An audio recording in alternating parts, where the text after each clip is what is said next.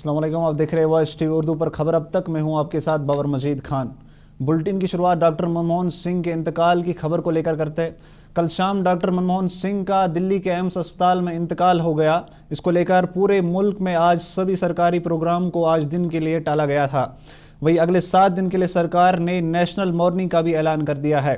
Doctor Manmohan Singh की खबर सुनते ही सारी सियासी और समाजी लीडरों ने उनके गुजरने पर दुख का इजहार किया और उनकी कुछ यादें भी सोशल मीडिया अकाउंट्स के जरिए शेयर की। पीएम मोदी ने एक्स पर एक पोस्ट के जरिए डॉक्टर मनमोहन सिंह के इंतकाल पर अपने दुख का इजहार किया। वहीं पीएम मोदी के अलावा home minister Amit Shah, Rahul Gandhi, CM Omar Abdullah, PDP chief Mehbooba Mufti, DPAP के प्रेसिडेंट गुलाम नबी आज़ाद, मीरवाइज कश्मीर, मौलवी उमर फारूक के अलावा कई और लीडरों ने भी मनमोहन सिंह के गुजरने का उनका दुख का इजहार किया।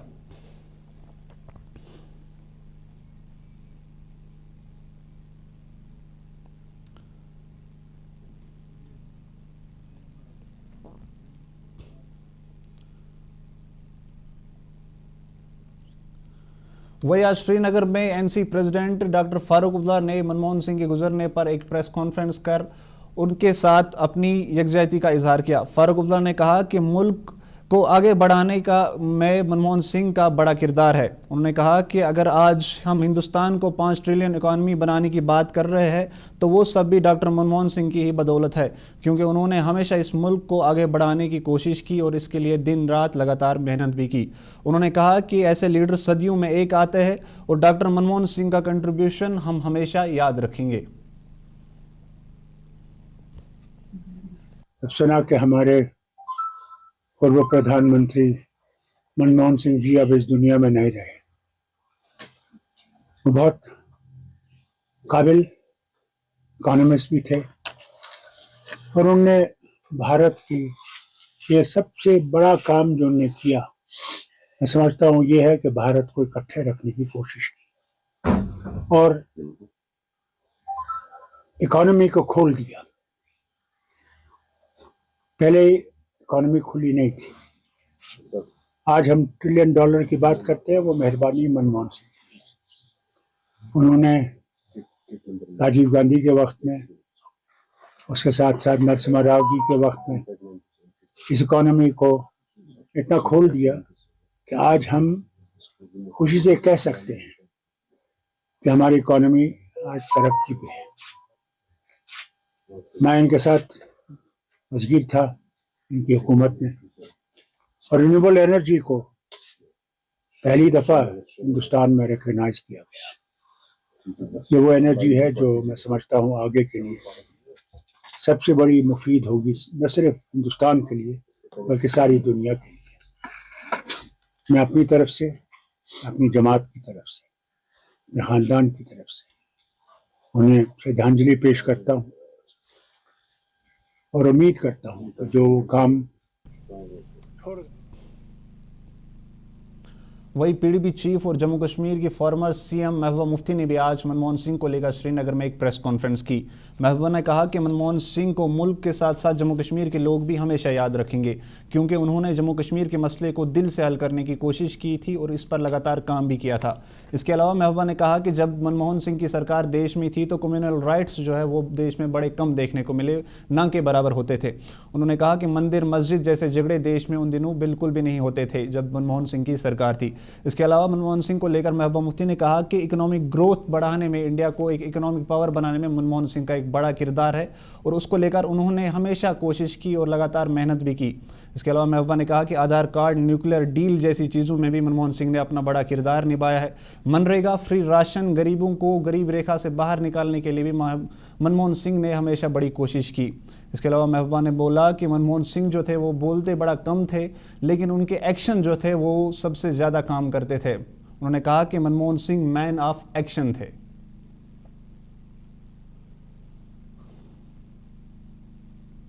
इस तरह उन्होंने इस मुल्क में, मतलब मुझे तो हैरानगी होती, कोई ये बात नहीं करता। 10 साल वो इस मुल्क के वजीर आजम रहे, पर एक जगह कोई कम्युनल राइट नहीं हुआ।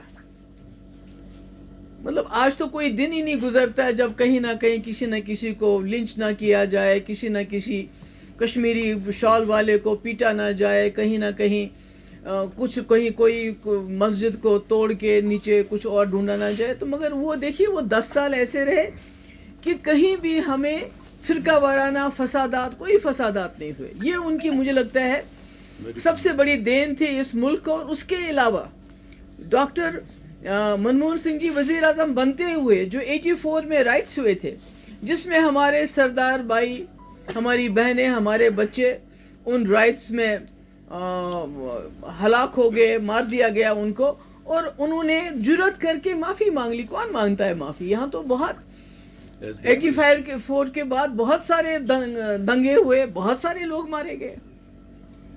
माफ़ी मांगना तो दूर की बात है, वो तो उसका इकबाल जुर्म भी नहीं करना चाहते हैं। तो मैं समझती हूँ इतनी बड़ी हस्ती। और उसके बाद आप देख लीजिए, आधार कार्ड से लेके न्यूक्लियर डील तक किसने कराया? डॉक्टर मनमोहन सिंह ने। चाहे वो मनरेगा की बात हो, चाहे वो फ्री राशन की बात हो, जिसका जिक्र आज जो इस वक्त की सरकार है, जिसका वो क्रेडिट लेते हैं, जिसका वो कहते हैं कि हमने किया, सारे डॉक्टर मनमोहन सिंह के, they were all doctor Manmohan Singh ideas जिनको इम्प्लीमेंट किया गया। और इस मुल्क का जो मिडिल क्लास है, जो पुअर था, बिलो पॉवर्टी लाइन को ऊपर लाके मिडिल क्लास का उन्होंने एक्सपेंशन किया, जिसकी वजह से मुल्क जिंदा है, जिसकी वजह से मुल्क चलता है। मगर सबसे अच्छी बात मुझे डॉक्टर मनमोहन सिंह की ये थी कि वो बोलते बहुत कम थे मगर करते बहुत ज़्यादा थे। मेरे ख्याल में इतना मैंने मतलब कि जितना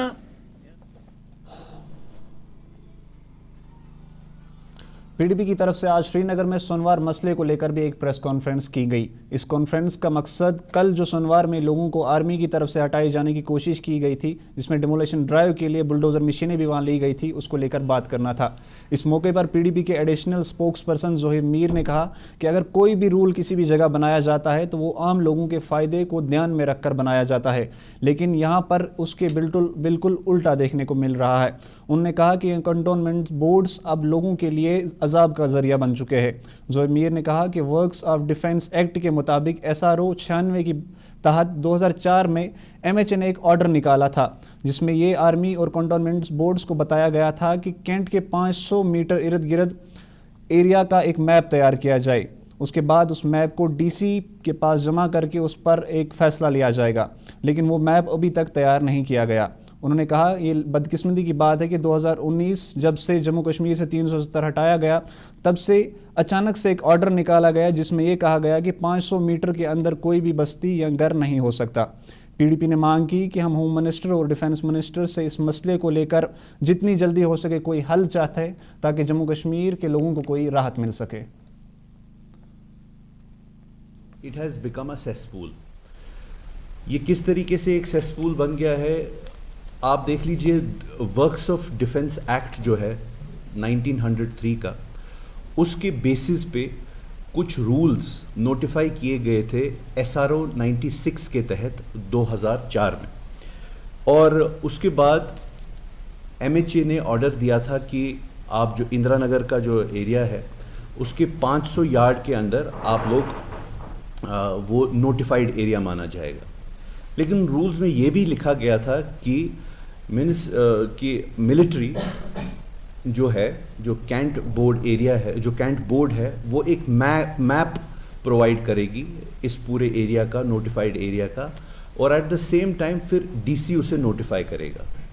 लेकिन अनफॉर्चुनेटली क्या हुआ 2000 और उसमें ये भी लिखा हुआ है कि ये जो मैप प्रोवाइड करना है वो 36 मंथ्स के अंदर करना है। तो 36 मंथ्स के अंदर ये मैप कभी प्रोवाइड ही नहीं हुआ। 2004 से लेके 2007 तक कैंट बोर्ड ने वो मैप प्रोवाइड ही नहीं किया।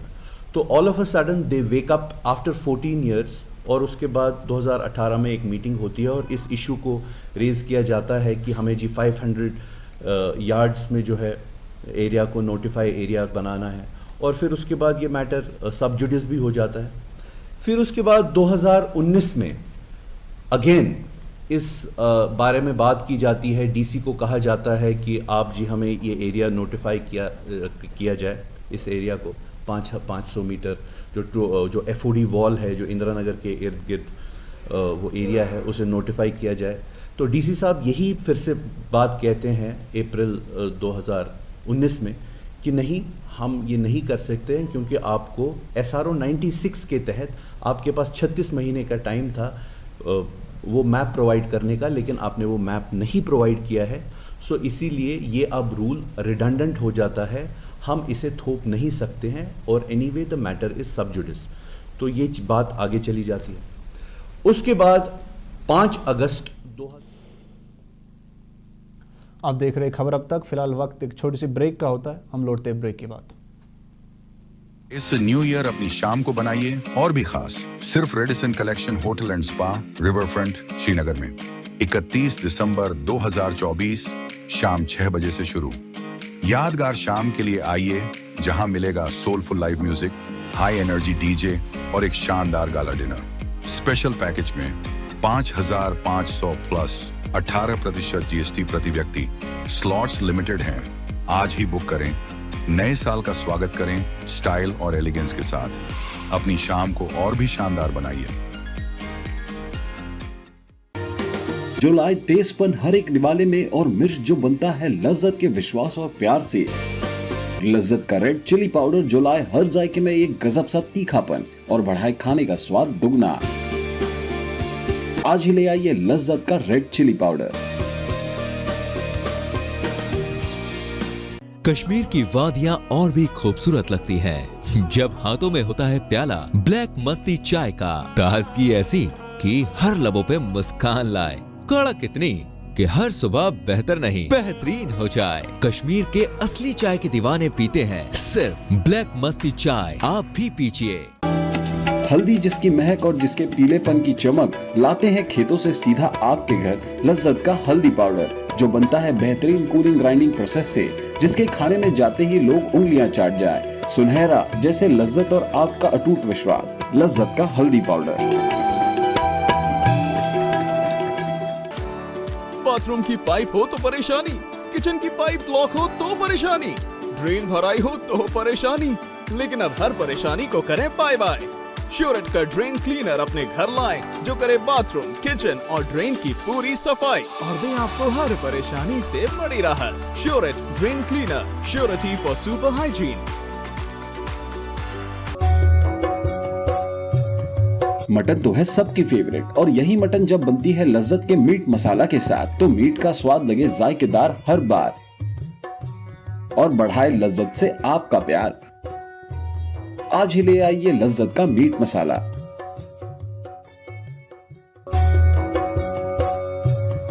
मटन तो है सबकी फेवरेट। ब्रेक के बाद आपका फिर से स्वागत है। अब बात कुपवारा की करते हैं।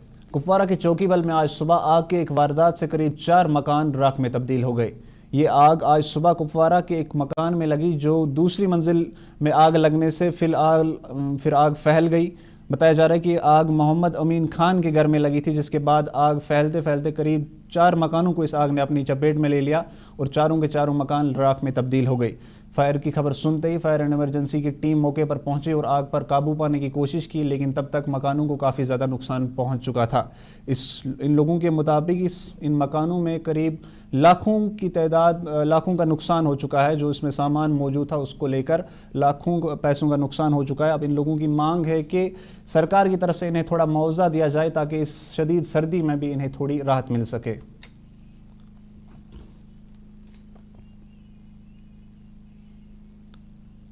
मकान यह हार्ट पेशेंट यम लोन कोड़मुत यम लोन कोड़मुत मकान यह कम्प्लीट कर्मुत यमो बस यह कशना यम सह गई खाक तो सर तुह कशना ऑलरेडी यम जाए सोरी क्या वचा लायो यमन करियो भरपूर मदद अपील करा तमाम यह कशना अमामस थी गवर्नमेंट। कश्मीर में बढ़ती रोटी की बढ़ती कीमतों को लेकर अब आम लोगों में काफ़ी ज़्यादा परेशानी पैदा हो चुकी है। लोगों का कहना है कि जिस तरह अचानक से रोटी की कीमत 5 रुपये से बढ़ाकर 10 रुपये कर दी गई, इससे आम लोगों में काफ़ी ज़्यादा परेशानी पैदा हो रही है। इस मसले को लेकर कुछ लोगों ने बात करते हुए कहा कि एक तरफ से हर चीज़ में महंगाई इतनी तेज़ी से बढ़ती जा रही है और दूसरी तरफ से अब खाने की चीज़ों जैसे रोटी की कीमतों में भी इजाफा देखने को मिल रहा है। तो इसको लेकर अब आम लोगों में काफ़ी ज़्यादा परेशानी पैदा हो चुकी है। लोगों की मांग है कि सरकार खास तौर पर फूड सप्लाई डिपार्टमेंट इसको लेकर सख्त से सख्त एक्शन ले ताकि आम लोगों को इसके चलते थोड़ी राहत मिल सके। तो नानवाई भाई बैठे हैं, उनको ये आदेश देना चाहिए, जनाब आपने अचानक जो 5 रुपए की रोटी है आपने उसमें 10 रुपए किया है, किस हिसाब से किया है? ये तो खाली इसमें नानवाई के हाथ में नहीं है, इसमें गवर्नमेंट बैठती है ना, जो देखती है ना ऊपर फूड एंड सप्लाई, जो उन दुकानदारों को लाइसेंस इजरा करते हैं ना, वो डिपार्टमेंट उस पर स्ट्रिक्ट होना चाहिए। उनको संदेश देना चाहिए, जनाब आप ये एक बार 5 की रोटी 10 रुपए में नहीं बेच सकते, क्योंकि अगर आप देखेंगे तो अगर जो आज महंगाई का दौर चल रहा है, गरीबी है, पैसा नहीं है, लोग गुर्बत की जिंदगी, ये तो हम नहीं कहते कि बड़े लोग जो। तो कश्मीर में रोटी की बढ़ती कीमतों को लेकर अब आम लोगों में काफ़ी ज़्यादा परेशानी पैदा हो चुकी थी। तो ये कुछ लोग हैं, इनका कहना है कि सरकार इस मसले को देखे ताकि आम लोगों को थोड़ी राहत मिले। तो फिलहाल इस बुलेटिन में इतना ही। आप मुझे दीजिए इजाज़त, आप देखते रहिए OSTV उर्दू।